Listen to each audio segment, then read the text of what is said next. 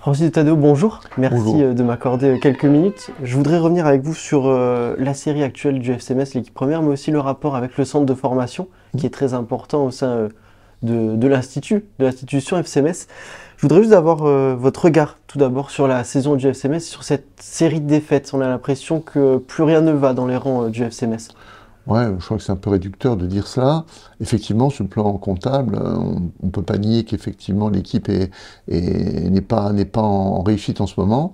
Bon, après, ça reste une équipe qui garde ses valeurs, qui garde en tout cas, je dirais, un certain nombre de points forts.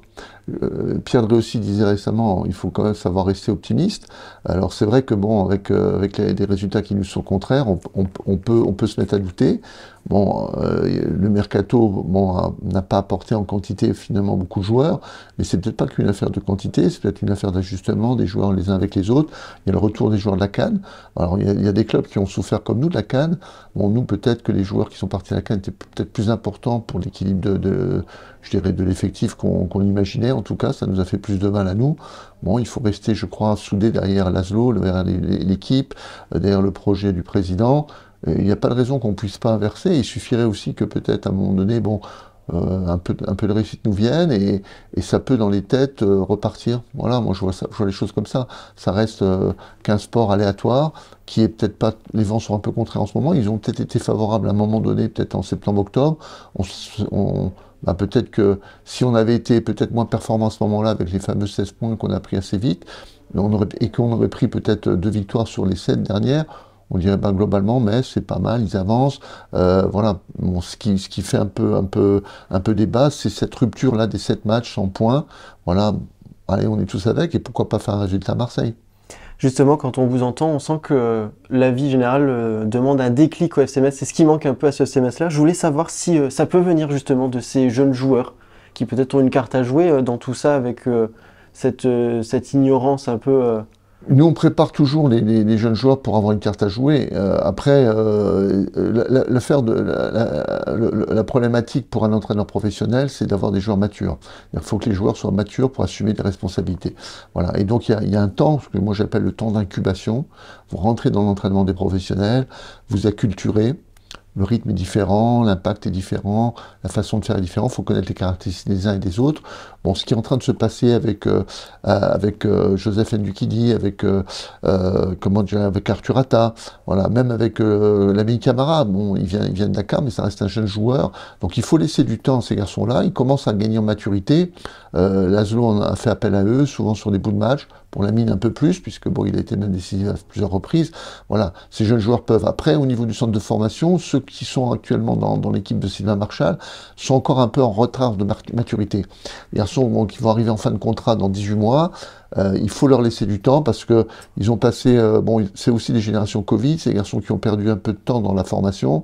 Et on a besoin encore des 18 prochains mois pour les amener au niveau de l'équipe professionnelle. Il y a eu des bonnes, en tout cas des bons indicateurs. Comment le petit Mélière, Cléo Mélière a montré des belles choses. Après, il s'est malheureusement blessé. On a nos 2 attaquants. Je pense à Mangando et à Machine. Je pense que c'est 2 garçons qui sont intéressants. Ils vont le démontrer dans les semaines qui viennent. Mangando revient de blessure. Et puis Charles Divial, bon, il était à l'entraînement des pros pendant plusieurs mois. Je crois qu'il n'a pas dépareillé. Bon, là, pour l'instant, il est revenu un peu au centre, ce qui n'est pas négatif parce que ça va lui permettre aussi de retravailler quelques aspects de son jeu. Voilà. Donc, il y a ces garçons-là qui sont les plus matures. Puis après, il y a les nouvelles générations qui vont venir derrière.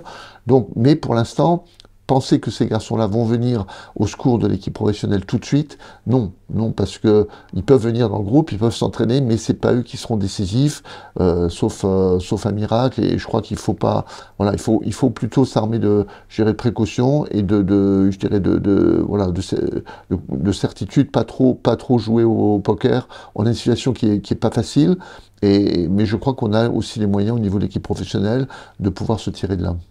Pierre Dréossi a parlé de richesse interne il y a quelques jours. Justement, où est-ce qu'on en est de cette politique? Vous parliez d'un petit retard à cause du Covid. Où est-ce qu'on en est de cette politique? Oui, on sait que les générations 2005 et 2006, c'est des générations c'est ce qu'on appelle les générations Covid. Ça m'a mis irradié sur les 2007. Bon, donc ces garçons ont perdu un peu de temps au niveau des acquisitions, qu'elles soient techniques, qu'elles soient tactiques. Donc on travaille beaucoup puisque depuis mon arrivée, on a changé les programmes d'entraînement. On s'entraînait 5 fois par semaine, on s'entraîne 8 fois. Donc on a changé beaucoup la quantité, ce qui nous permet aussi d'agir sur la qualité de l'entraînement, voilà, pour pouvoir faire ce rattrapage. Bon, on a reconsidéré aussi avec l'ensemble des acteurs, que ce soit la cellule de recrutement, qui est dirigée désormais par Gaëtan Lehner, avec Kali Miliani, avec l'ensemble des entraîneurs, et y compris avec Laurent Aguasi au niveau de la préformation, on a reconsidéré la méthodologie, la quantité, la qualité, l'intensité de l'entraînement, et puis aussi les profils des joueurs qu'on recrute. Aujourd'hui, nous, on a franchement le sentiment que on a regagné, on a retrouvé, je dirais, on a ouvert de nouveaux réseaux, de nouvelles partenaires, enfin, une nouvelle tendance, des gens qui nous considèrent comme étant à nouveau crédibles sur le plan sur la scène des centres de formation en français. On a fait quand même pas mal de recrutements dont on est très fiers depuis maintenant 18 mois. Alors c'est des garçons qui sont effectivement aujourd'hui au niveau des 16, au niveau des 17, des garçons dont on va entendre parler d'ici 12 à 18 mois. Voilà, à l'instar de Gémagnon qui est vraiment chez les 17 ans le garçon qui est le plus proche de la réserve aujourd'hui. Mais il y en a d'autres, il y en a pas mal d'autres qui sont en train d'arriver, que vous pouvez, en fait, nos supporters pourront, j'espère, apprécier dans les prochains tours de Gambardella. Cette équipe de Gambardella, elle recèle d'un certain nombre de joueurs à fort potentiel. Et puis derrière, il y a cette génération qui vient ensuite, 2008, 2009, les 2010, sur lesquels on travaille beaucoup là en ce moment. Donc on a effectivement beaucoup d'espoir à l'interne pour que dans les 36 prochains mois, il y ait des nouvelles têtes qui arrivent avec vraiment des très hauts potentiels. On a parlé de l'équipe première, de la Gambardella. Vous avez eu un mot sur l'équipe réserve aussi. J'aimerais revenir sur cette équipe réserve.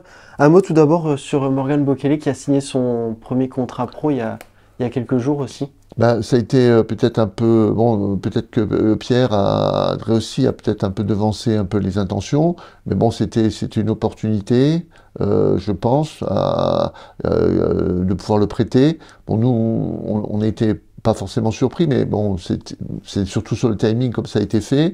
Mais bon, l'idée c'était de dire, ben, effectivement, le garçon a du potentiel. Il faisait partie des garçons à qui il aurait été proposé quelque chose en fin de saison. Pierre a devancé avec l'idée de le prêter à Épinal. Bon, nous, dans un premier temps, on s'est pas inquiété forcément au niveau du centre. On a dû s'adapter. Et moi, je suis là pour m'adapter. Je suis pas là donc je dois trouver des solutions. Donc on s'est adapté de plusieurs manières. Bon, on savait que comment Joseph Mangando revenait au niveau de l'attaque. Il faut savoir quand même Bokele est un joueur important en termes de statistiques, puisque je crois qu'il a 7 ou 8 buts. Il a été, je crois, décisif aussi parce qu'il a obtenu 3 ou 4 pénaltys, donc qui ont profité à Ibou Sané. C'est Ibou Sané qui a marqué. Voilà, donc entre lui et Bokele et Sané, très clairement sur le plan mathématique, au niveau de la réserve, c'est les deux joueurs qui étaient les comment dirais-je, les plus performants. Voilà. Avec notre charnière centrale qui commence à marquer des buts, je pense à Albin de Mouchy, je pense à Charles Divial. Bon, donc on commence à avoir aussi d'autres solutions. Bon, alors on s'est dit, bon, dans un premier temps, on s'est dit on perd les deux, puisqu'il s'agissait que Ibou s'en aille. Bon, on s'est dit là, il va falloir vraiment bien s'adapter.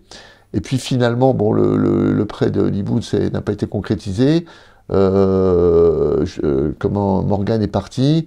Et puis finalement, bon, on a fait, bon, j'ai profité aussi d'un certain de nos réseaux. Bon, j'avais des réseaux dans le sud. J'ai eu l'opportunité de faire venir Marius Ross, bon, qui nous a rejoint en tant qu'amateur. Et Marius, bon, il est tout de suite fondu dans la masse. Il a apporté tout de suite ce qu'il pouvait apporter. C'est un très bon joueur de foot, comprend bien le jeu, et puis comprend bien la mécanique du jeu. Et je trouvais que c'était un garçon dont on n'avait pas encore besoin, on n'avait pas encore ce type de joueurs-là, on en a, mais ils sont encore pas à maturité, et lui a cette maturité, puisqu'il a déjà joué quelques matchs en Ligue 2, il a joué en National 2 avec Montpellier, et bon, il a ce savoir-faire, et en fait, ça c'est très vite acculturé à l'équipe s'est adaptée à lui. Bon, son premier match c'était à Luxembourg, il a marqué, puis à Reims on a gagné 3-1 dans un match compliqué, parce qu'à Reims c'est pas facile, hein, il y a beaucoup d'internationaux étrangers, et bon, on a été au-dessus, on aurait, je pense, selon l'avis de Sylvain, on aurait pu gagner plus nettement, voilà, donc on est assez content. Pour autant, on avait un point aujourd'hui, il y a quelques mois, on était à 6 points. Tout le monde se disait la réserve. Donc on a fait, il faut rendre hommage en tout cas au travail de Sylvain, au staff, aux joueurs aussi, parce qu'ils ont su faire en tout cas le dos rond, travailler aussi. Voilà. Et puis aujourd'hui, on a 20 points. Mais pour autant, si vous regardez bien les joueurs, les équipes qui jouent, en tout cas pour l'instant, au niveau de la régulation, ils ont 15. Il y a 5 points d'amplitude. C'est un championnat hyper compétitif. Il y a 5 réserves professionnelles. Il y a un ogre qui est Thionville qu'on va affronter ce week-end. Donc c'est un championnat dans lequel chaque match vous êtes remis en cause. Donc il ne faut surtout pas perdre le rythme. Il faut continuer. On a retrouvé aujourd'hui une solidité, une assise défensive qu'on n'avait pas l'année dernière en National 2. Bon, le retour aussi de Morgan Isler est aussi un espoir pour nous, parce que c'est un garçon qui a toujours compté dans les espoirs du club. Et dernière, il a été blessé toute l'année. Il ne faut pas oublier aussi défensivement Dylan Vangui, qui pour l'instant ne joue pas encore dans l'équipe. Il y a Charles Divial, il y a Morgan Isler. Je pense que Dylan, bon, est un joueur clé, c'est un joueur important des 19 ans, qui eux aussi joue un championnat complexe, compliqué, mais lui peut sauter dans la brèche à tout moment. On sait qu'il a le niveau largement. Et puis au niveau milieu de terrain, le passage au milieu de terrain d'Albin de Mouchy a permis aux jeunes joueurs qui jouent un peu autour de lui, voilà, de s'apaiser. Bon, c'est un peu notre guide. Donc on a trouvé cet équilibre-là, et ce qui fait que cette équipe-là, elle est devenue compétitive. Et bon, on ne vise pas la montée, on espère que ce sera nos amis de Thionville qui vont monter, mais bon, si on est dans les 3 premiers, puis qu'on nous voit à cet endroit-là, ça veut dire qu'on a fait quand même une très bonne année. Puis après, si jamais Thionville avait un coup de moins bien, et que nous on est bien placé, et si on peut se faufiler, ben on se faufilera, pourquoi pas. Mais je tiens quand même à préciser que si vous regardez bien le championnat national 2, à part Auxerre qui va probablement se maintenir, toutes les autres équipes réserves sont en train de descendre. Le championnat national 2 est devenu vraiment hostile aux réserves professionnelles. C'est très très compliqué de s'y maintenir. Justement, ça me permet d'aborder le tout dernier thème. Vous en avez déjà un petit peu parlé, cette rencontre face à Thionville. On sait que Thionville vit une saison très particulière, pleine de réussites. Oui. On s'attend à aller voir devenir justement ce deuxième club de la Moselle, ce club qui revient en puissance. Qu'est-ce que vous pouvez nous dire sur ce prochain adversaire? Je crois que François Frédérici, je pense que Julien Gabriel, son directeur général, je pense que voilà, ils ont mis les ingrédients pour remonter en National 3 et être ambitieux. Ils se hâtent avec lenteur, ils prennent quand même le temps, mais pour autant ça va quand même très vite ce qu'il faut, et c'est génial parce que c'est vraiment ce qu'on a besoin. Mais depuis des années, il y a toujours ce rêve. Bon, il y a eu Thionville en Ligue 2 à l'époque de Johnny Léonard, voilà, le président Hoffman ensuite, derrière. Bon, il y avait évidemment toute une histoire. Je pense que cette ville de Thionville peut porter un club professionnel ou semi-professionnel, national, pourquoi pas un jour Ligue 2, parce que bon, Thionville c'est Auxerre, hein, c'est bon, voilà. Il y a un carrefour économique là qui fait qu'aujourd'hui, effectivement, c'est possible. Il faut pas rêver grand, mais il faut rêver concret. Pourquoi pas? Bon, nous on est proche d'eux par l'histoire, on est proche d'eux par les dirigeants, on est proche d'eux aussi par les entraîneurs, puisque Julien François est un jeune entraîneur, en tout cas brillant et prometteur, et avec Stéphane Borbiconi, son adjoint, bon, ça fait un tandem qu'on avait au centre de formation. Ils étaient ensemble en chambre, enfin c'était deux joueurs, ils étaient collés toujours ensemble, au centre, dans les déplacements. On était champion de France des réserves professionnelles, on a été vice-champion de France des 19 ans avec eux. Bon, aujourd'hui, les voir continuer, c'est génial pour Thionville, pour nous aussi, effectivement. Et nous, effectivement, on est ravis de les voir à cet endroit-là. Bon, ça reste un match qu'on devra disputer. J'ai eu un Gabriel, je lui dis, ne t'attends pas non plus à ce qu'on laisse les points, parce que c'est pas le genre de la maison. Mais pour autant, en théorie, Thionville est quand même beaucoup plus mature que nous sur ce match-là, mais il y aura match, on va essayer en tout cas de les taquiner, voilà. Mais bon, Julien connaît bien notre équipe, il connaît nos points faibles, mais on connaît aussi les siens, bon, donc on essaiera aussi de faire un match le plus spectaculaire possible pour que les spectateurs, parce que je crois qu'ils seront nombreux, à 18 h à Dezavel ce samedi, puisque le match sera exceptionnellement joué à Dezavel, compte tenu d'une affluence qu'on estime quand même assez importante. Voilà, je pense que ça devrait être un super moment de football. Merci d'avoir répondu à toutes nos questions.